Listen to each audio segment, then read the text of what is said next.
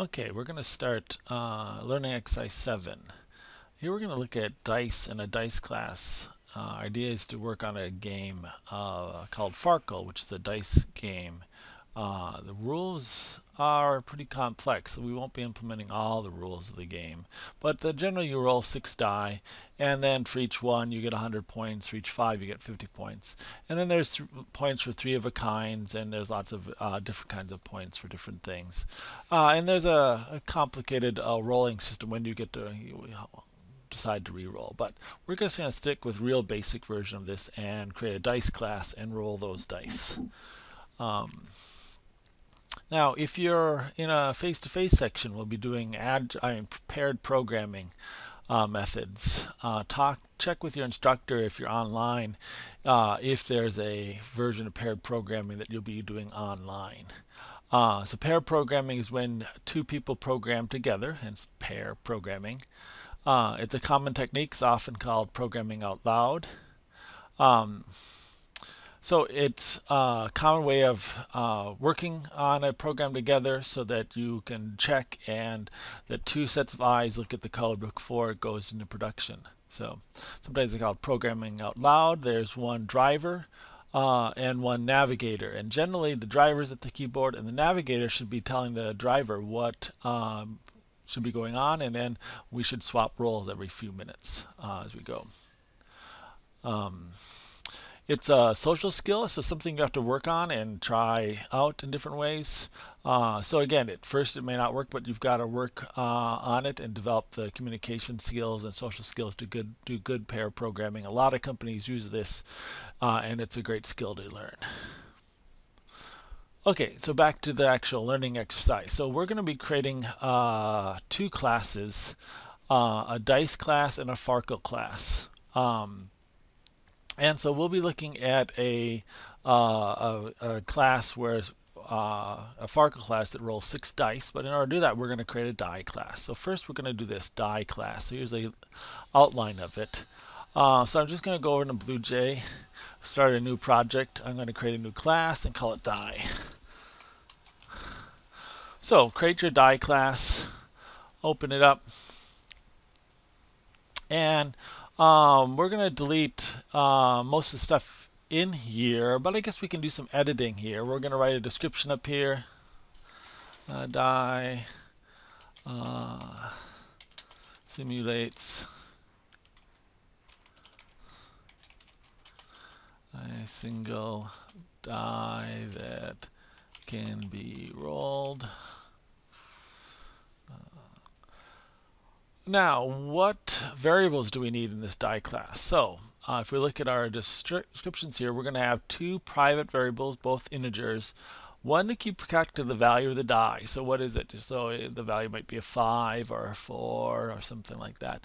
And the other one to keep track of sides. So by default we'll work with the standard 6-sided die, but we'll set up our class so it can work with any side die. So you could have a 12-sided die or a 20-sided die or a 100-sided die and work with that. So these are our two things we're going to need. So I'm just going to bring those over and replace this sample variable with these new variables. And comment those.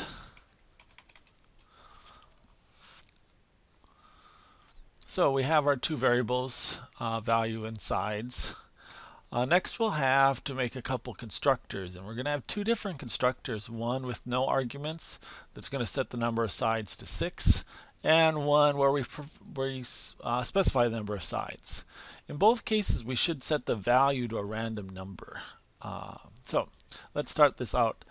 So if with the default constructor we're just going to set the sides, that's this sides variable, this instance variable that keeps track of the number of sides, to 6. And I'm going to duplicate this constructor and make another version of it right down below here.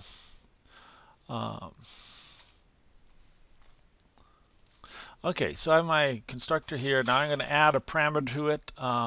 It's going to be, again, int number of sides. So here I'm specifying the number of sides. Now I have to watch this variable that I can say here. I'm going to call this new sides to start with, and we'll talk about some ways of handling this. So originally when we have our die, we set sides equal to 6, but now we're going to specify a new value for sides. So maybe someone will pass in 20-sided or 100-sided. So we want to set sides, which is this instance variable, for our class equal to this new argument that we put in here. So we're just going to say sides equals new sides. So whatever value we passed in, like 20, we're going to set sides equal to that. Now there's two ways of handling this. Again, you can specify this new sides like this. Another way you could do it is if you name the, and you see this in some examples, if you name this variable sides the same as this, then you have to watch out, because if you say sides equals sides, when you say sides, it looks first in your method, and then it finds this argument in the method. So this one will refer to this, and this. They are both refer to the same thing. So this code doesn't do anything. It says set the sides argument equal to the sides argument, and it's already equal to itself. So if you do this and you want to refer to the class level sides, you have to use the this method. We mentioned this briefly before, we just really haven't seen it used much. We say this dot sides. And when we say this dot sides, it goes up to the class and looks at the instance variables. So this is how you can do it. But again, I find it easier to just name this variable something different, like new sides. And then it's quite obvious that you're passing in new sides. And when you say sides here, it looks in the method, doesn't find it. So then it goes up and looks at the class and finds it up there. Okay, so we've got this side set. Now we have to set up a random number. So remember how, and value is going to be set to a random number. So value equals, and we have to create a random number. Now we need a random generator that we can put in here. Now we could put that right in here, random number generator. So remember, we say random, give it some name, and then instantiate it, and then we can use that down here. Random number generator, and we say something like next int, and we can say 6 sides or something like that. And this will give us a number between 0 and 5, a number less, an integer less than 6. And then we want something 1 to 6, so we're going to add 1 to this. So if it's 0, this will be, and we'll add 1 to it, it'll be 1. And if it's 5, we'll add 1 to it, it will be 6. So it'll be some number between 1 and 6 with this random number here. And so in order to do that, we need this random generator in here. Now we're going to do the same thing down here in this other constructor. We've got to set value equal to this. Now we've got to watch out here because 6 we hard-coded in here. This should really be the number of sides of the dice, because if we pass in a 20-sided dice here, we don't want to have 6 here. So I'm going to delete that here and put in sides. In fact, I'm going to do it, I don't like it up here either. I'm going to replace this with sides also, so that it's just clear that we're always using this code, and it will work in all situations. So we set the sides to either 6 or whatever number is passed in, and then we generate a new random number. Now let's compile this. So we get an error that random can't be found, so we have to remember to do an import statement up at the top. So random is defined in java.util.random. So we'll just put that import up there. It's pretty obvious that that gives us random, so I don't need to comment that, I don't think. I can try to compile this again. Now, here random generator is missing here. So I've declared it here, but it's inside this method, so it's only good inside this method. So this method can't see it. You can kind of see the color coding. It's only good in this yellow area here where it's defined, and not down here. So what I can do, I could copy and paste and define it, but we'll need this in multiple places. So I'm just going to move this out of here and put this up at the class level. So anything I declare up here with my instance variables, this will be an instance variable. These variables are good anywhere in my whole class. So I can use this random generator here or here, and I just have to declare it once. So now I should be compiling, and it got through the constructors. Now it's down to the sample method, which we haven't edited yet, so that's good.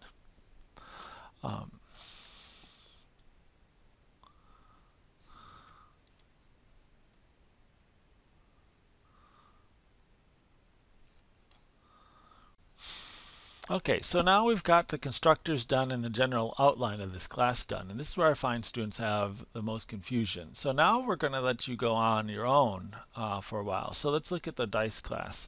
The next two methods are set value and get value method, and we have the layout in here. With set value, we specify a new value here. So I'm going to just put that in here. And it should be a public function. All these will be public functions now. And similarly, get value will be a public function. You want to set that up. So get value will return the value of the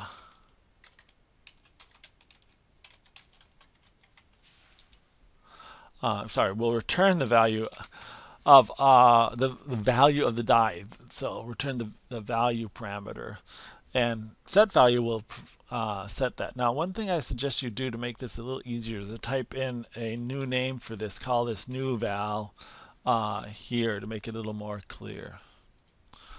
So here's the two versions of the code here that we're going to be looking at. Set value provides a new value and sets the value to that, and get value. Both of these are just one-line pieces of code. So why don't you stop the video here and go in and see if you can look back at other getters and setters that we've maybe looked at, and see if you can figure out the code for these two methods. So pause this video and try that out. So set value, all we want to do is take this new value and set value to that.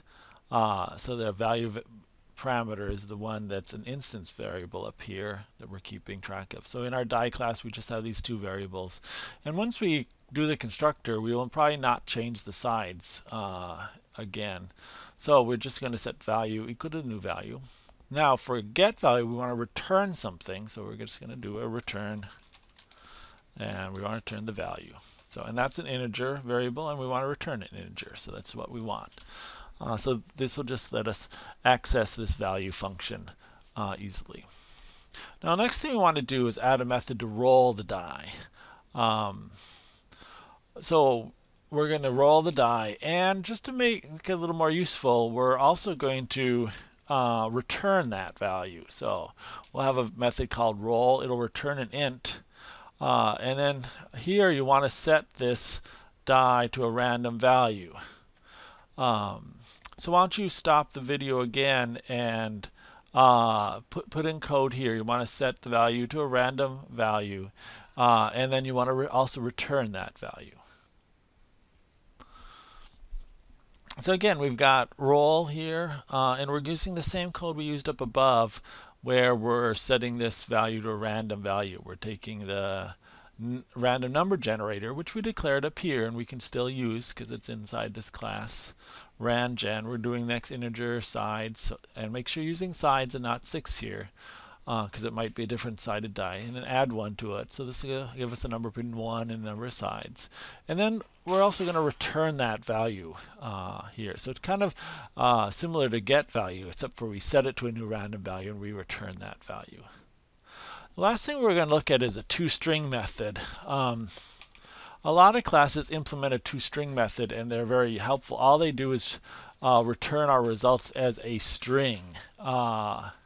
So we're going to return the value of the die as a string.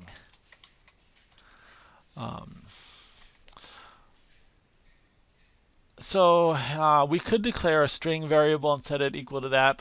It's probably just easier just to do a return. Now if we return value, this is an integer, and again we want to return to a string, and we want this called toString. So there are different ways of converting a value into a string, and we'll see more of those later on and formatting it. But the easiest way actually now is to, let's say, just put in a quote, a character ahead of this, like here's a space, and then the value. When we have a string and then the plus sign, this will tell the Java compiler to do string concatenation rather than integer addition. So it'll then automatically convert this to a string. So this will convert, return a value of this. Now we could also say something like the die's value is, and return that. So why don't we just keep it, well, let's just do that for now. The die's value is, and then return the value as a string, and we can come back and edit this if we want to change it later on. So okay, so these are our methods, roll and toString, that we've got for this. So now we're going to use the Farkle class to create this. Let's make sure this compiles, make sure I often get errors. Nope, that looks good. And now we're going to create a Farkle class.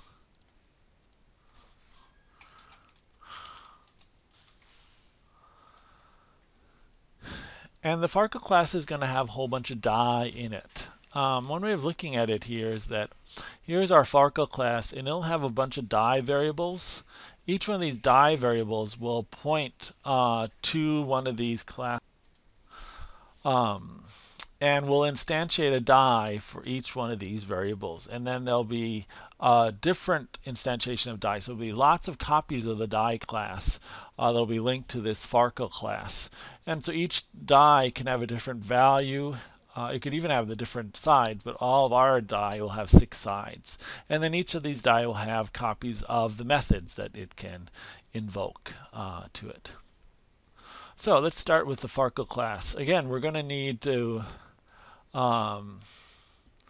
have a bunch of these private integers for die.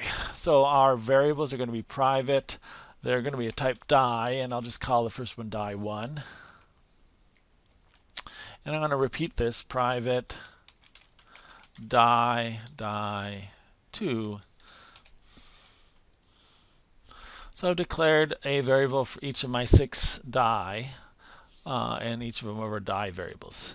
And now we're going to instantiate those. So on our constructor, we're going to instantiate each of these die class. So I'm going to say die1 equals, and say new die. So this will call the constructor. This will make a copy of the die object, instantiate it, and call the constructor for that. So if you remember, we have our die variable here. This will create this, instantiate an actual object with a value and a side storage for that, and then the constructor will be called. The default constructor will set the sides equal to 6 and the value equal to some random value. And again, we can actually remind ourselves, look at the constructor for sides. This is the constructor. It's for the die. It sets sides equal to 6 and sets the value to some random value. So that's what I'm doing, is just calling the constructor for the for die1, and I have to do this for all the other die that I have. So I'm going to do that. Do a little copying and pasting here and get that all done. So set up that. We'll call the constructor for each of the die. Now let's look and see what methods you're going to have to write. So we're going to do this roll all dice method,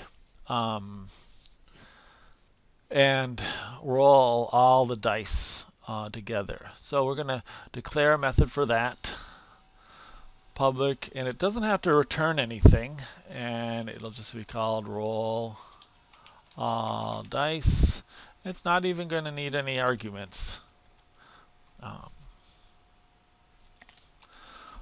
So your job is to put in some code here that it's going to roll all the die. So how do we roll the die for this? So we'll say something like die1 is our variable, and then dot, and then we'll call the roll method. So inside our Farkle class, we have a die object, and we're going to try to call the roll method within that. So we'll say die1 dot roll. So I'll call this roll method over here. And then we have to do the same thing for die 2. If say die 2 and call the roll method in die 2 and die 3 dot roll to call the roll method so that each dice will get set. So why don't you repeat this, roll the all 6 dice and make sure that's going to compile. Now, inside your notes here, it might say roll 1 dice. We're going to wait and do this later on. So we're not going to put this in here today. And same with this play game. We're going to eliminate those. In fact, I'm actually going to take it out now, so you probably don't see those. Okay, so I've taken out those methods. We've moved those to next week. We're going to do some more stuff with the Farkle class next week. Okay, but the one thing you do want to do is do this display dice. Display all the values of the die. So again, go over here, declare a new method called display dice. And in that, you want to print out the value of each die. So why don't you go pause this and set that up. Here's my first attempt at that. Let's see how it compares with what you did. So I'm printing out your 6 Farkle dice are on one line, and then I'm printing out, I think I'm going to switch this to print line statements here. And I'm calling each dice toString method. So let's compile this. I think I've got rid of all my errors now, and let's run this. So how do we test this out? I'm going to move things around. So Farkle should have a die object like that. So I'm going to create a new Farkle object down here, and then I should be able to say display dice.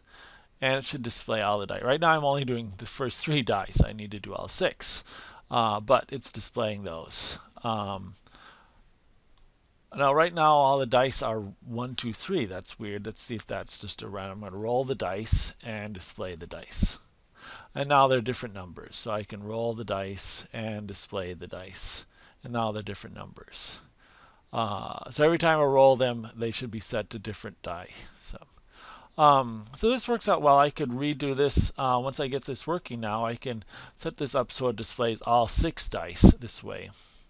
But in the future areas, I'm going to want to print, I think, all the die out on one line just to make this a little easier.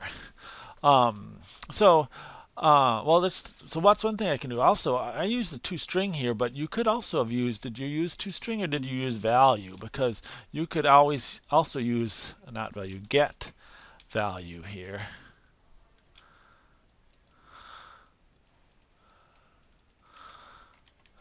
To get the value of the die. Now, when we're using get value, let's make sure that's going to compile. That compiles fine. Now I can create a Farkle class, and then I can say display the dice. And that just prints out the numbers here. So I can roll the dice and displays them. It's not prints out the die's value, but just prints out the dice. Now, another thing I could look at doing is printing these all out on one line. So I'm going to just modify that because I'm going to need that later on. You can actually get by with any of these printouts. Will be fine for this lab. I'm just showing you different ways to print out the die. So I'm going to switch this to a bunch of prints instead of print lines. And then I'm going to want some spaces between this. So I'm going to put, I'm going to add a little something like that, a little string to show a delimiter here between the die. And let's see how that's going to work. Okay, compile that, create a new Farkle class, display the dice. Okay, now it's printing a die out like this. I'm liking how that's looking and just showing the dice all kind of lined up together. So I'm going to then do this for all the die. So die 3, 4, 5, and 6. Okay.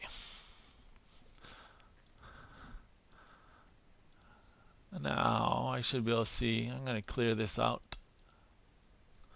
Should be able to see all my dice. There's all my die. I should be able to roll them again and see all my die again. Now, most of my die are staying the same. Oops, and I have a little error here with the next line. I'm only re-rolling the first one. So that's a mistake I made, which I told you to fix. So you should be rolling all 6 die, and so each time all 6 should be coming up different numbers, not just the first one. And I'm going to add one more print line here. So that after I print out the dice, they'll end up on the next line. Okay. So the last thing we're going to look at is some testing out of this and some unit testing of this dice class. So I'm going to clear this out. Display the dice, roll the dice, display the dice. So I'm going to add a test plan. We haven't talked too much about test plans, but we're going to do that here. We've just mentioned them briefly. So sometimes when we're working with objects, we want to test them out. There's a lot of work in development now that every time we create or modify an object, we run the test plans, not just on that object, but often on objects that use that object to make sure we don't break any of the code that relies on this object. So we'll generally create test plans, unit tests for every object we want to use to see how we're doing. There's something called test-driven design, TDD, test-driven design, where you actually develop the test for an object first, and then you develop the object until there. So there's a number of companies that are using test-driven design also. But we've got our object here, and now we're going to create a test plan to it. So see if you see the Run Test button here. If you don't, we have to enable that. So go up to Tools, Preferences, go down to Interface. Yeah, go over to Interface in Preferences and make sure this button is checked to show Unit Test Tools. So that should show your Unit Test Tools here. Now, let's just, I'm going to remove this. So we could create a die. It should have 6 sides. We could show its value, get its value, and it should be some random number between 1 and 6 here. And then we could set its value to some value, and we could roll it. So there's these different methods we're going to run. So let's try to test out the set and get methods here. Now let's do some test plans. So I've got my die here. I'm going to right-click on it and say create a test class, and that'll create this green test behind it. That will be a test class. It has some code in it. Import some JUnit test stuff. We can ignore that. It's called die test. It has a constructor and a setup function, a teardown function, which we won't have to use. Later on, when you're getting more complicated test plans, you might have to do that. I once worked for the phone companies, and then every time we did tests, we had to set up phone connections, and then when we're done, we had to tear down phone connections and stuff like that in code. But we don't have to do any of that, luckily, now. So, in fact, we're gonna. I'm just gonna set this code off to the side here, and I'm gonna close this code up. Okay, so now I'm going to record a test plan. So I'm going to click on the tests here and right-click and say create a test method.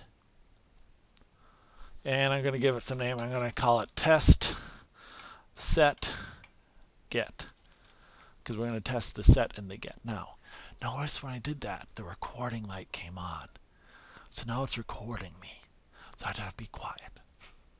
No, actually, I don't have to. It's not recording my audio. It's recording my actions. So I've got this test object done. So now to record things, I'm going to create a new die.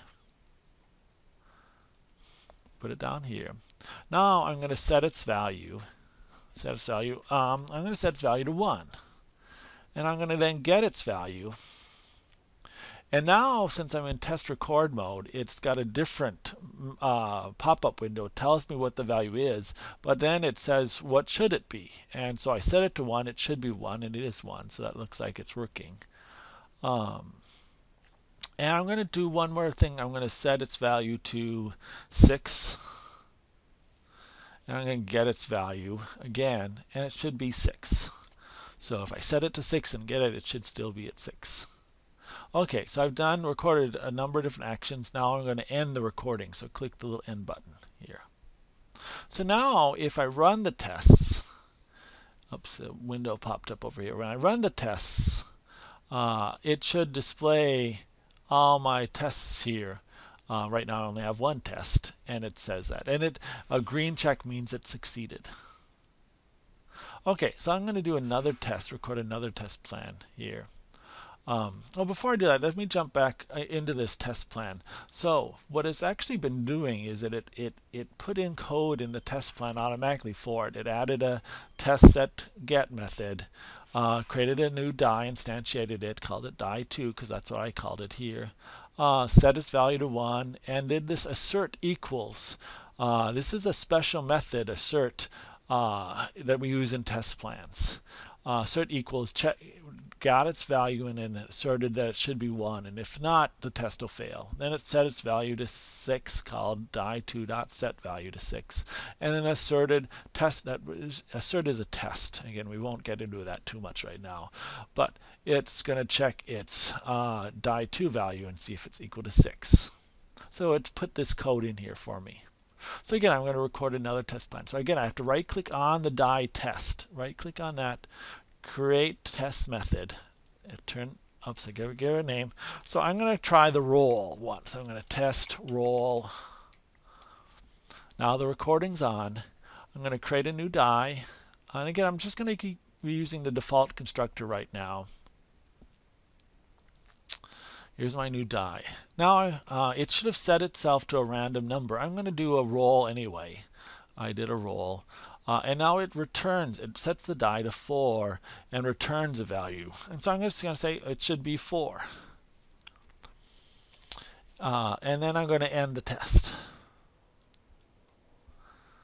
So that added this new test plan here to roll the die. Now if I run the test, it failed. Now if I run the test again, it failed.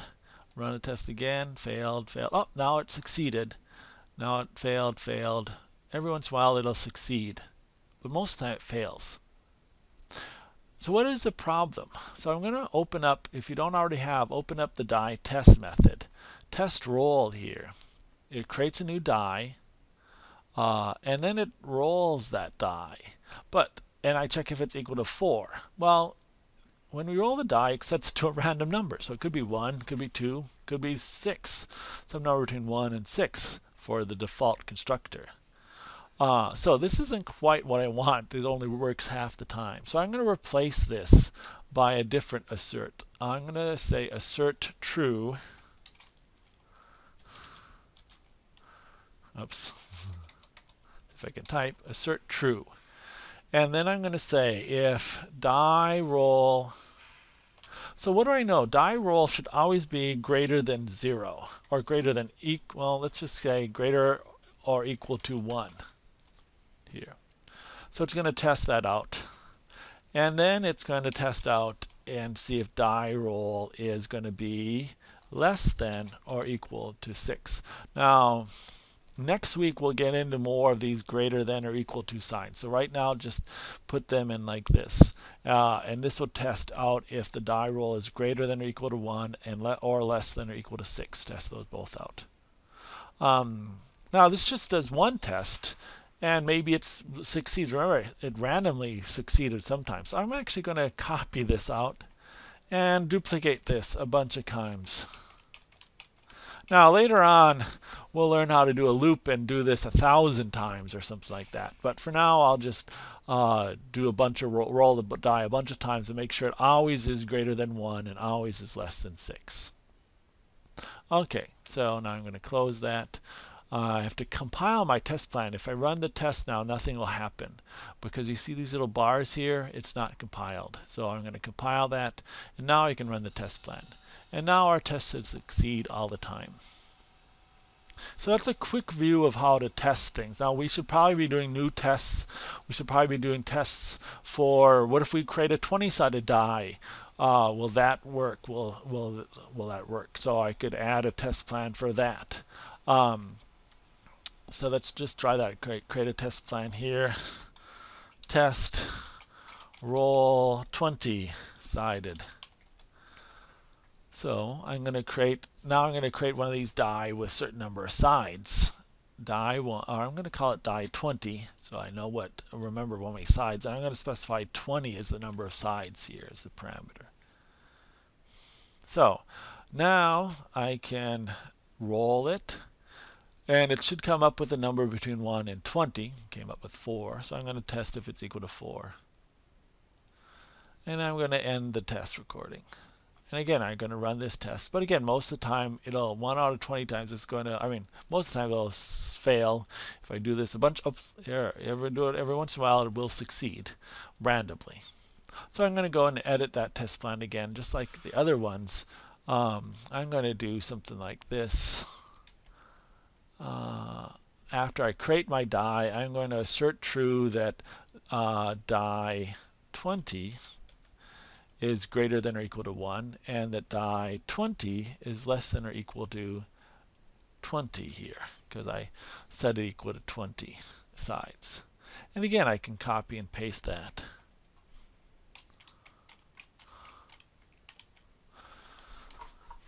Compile this and run this. Now, hopefully this will work all the time. Now, if you had made a mistake in your die class, so